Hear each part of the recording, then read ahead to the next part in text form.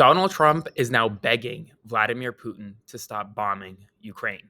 You heard that correctly. Today on Truth Social, Donald Trump took to Truth Social and told Vladimir Putin to stop bombing Kiev, saying, quote, Vladimir, stop, in an attempt to try to persuade the Russian president to avoid bombing the Ukrainian capital, despite just one day ago giving Ukraine an ultimatum to either accept the United States deal for peace that is on the table or the United States will walk away.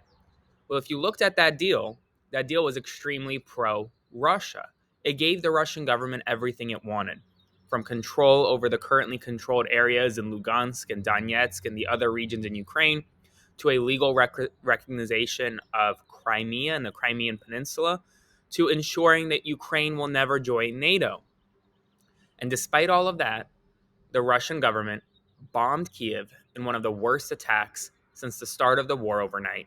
And now Donald Trump, who seemingly has no control over Vladimir Putin, despite promising to end the war in just 24 hours and then in just 90 days, is begging Putin to stop. Now, before I continue, a lot of folks have asked how you can support my work. The easiest way to do so, subscribe to my Substack by clicking the button below, or support my work by sending a one-time donation via Venmo to Aaron-Parnas. This should be the last update that I'm doing outside. This evening's update will likely be a text-based update since I will be on a flight.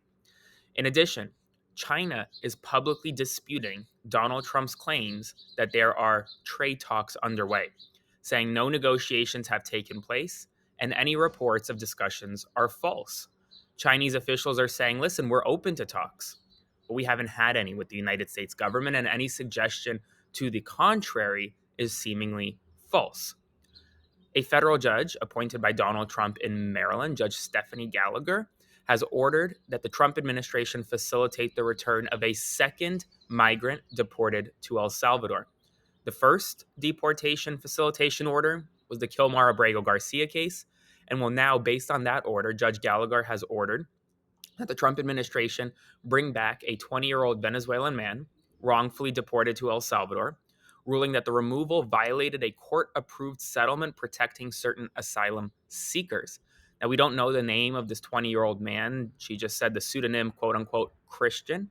We'll learn more information in the coming days, but this is setting up a second legal battle over the Trump administration's requirement to bring individuals wrongfully deported back to the United States. Judge Gallagher also barred the government from deporting others covered by the same agreement, which stems from a 2019 class action, which was filed on behalf of unaccompanied minors.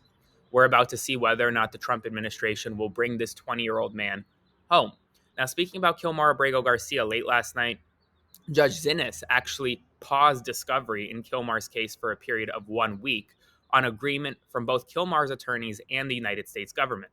We don't know why it was paused because everything's under sealed, but between you and me, I think they're working on bringing Kilmar home, because otherwise there's no reason why his attorneys would agree to such a pause. New Fox News polling numbers came out today, and, well, they're brutal for Donald Trump. Overall approval ratings are down to 44% approval, 55% disapproval. His immigration approval rating is now in the negative, 47% approve, while 48% disapprove. On inflation, just 33% approve. On tariffs, just 33% approve. On the economy, just 38% approve. And on foreign policy, just 40% approve. According to ABC News, Donald Trump is weighing possible exceptions for certain Chinese auto parts amid the ongoing tensions. We reported that he may exempt certain automakers yesterday, and now he's considering certain auto parts as part of these exemptions.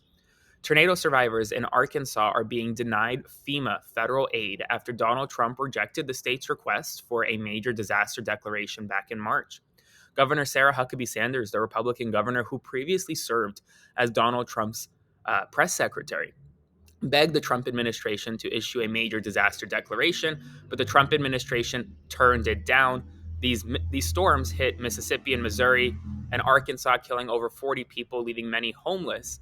And Sarah Huckabee Sanders, the governor, wanted major disaster declaration so she can get FEMA relief to help rebuild some of these communities. And while the Trump administration is saying no. Remember all the outrage over Hurricane Helene and Western North Carolina and President Biden's alleged abdication of his duties by not providing enough FEMA relief? Well, the Trump administration is literally denying complete FEMA relief to Arkansas when it needs it most right now. In addition, two men were taken from a local courthouse in Charlottesville during what appeared to be an ICE raid. But here's what makes this ICE raid different than your traditional ICE raid. Plainclothes individuals who claimed to be ICE agents without badges, without IDs, and without warrants walked into this courthouse, detained two men, loaded them into an unmarked vehicle. One of the agents were wearing a mask, and they whisked them away. And we don't know where they are now. This is the state of affairs in America today. In North Carolina, judges have struck down a Republican backed law that would have taken appointment power for the state board of election away from the governor and handed it to the state auditor, saying that that is an unconstitutional law. And finally, Pete Hegseth, the Secretary of Defense, had a Signal app installed on his Pentagon office desktop, showing how deeply he's incorporated the unclassified platform into his official work. Folks, like I said, I probably won't have a video for you this evening because I'll be on a plane, but I will definitely have one in the morning. And with or without a video this evening, you'll still get updates from me text-based throughout the day. So stay tuned. Consider subscribing by clicking the button below to support my work. And I'll see you once again this evening.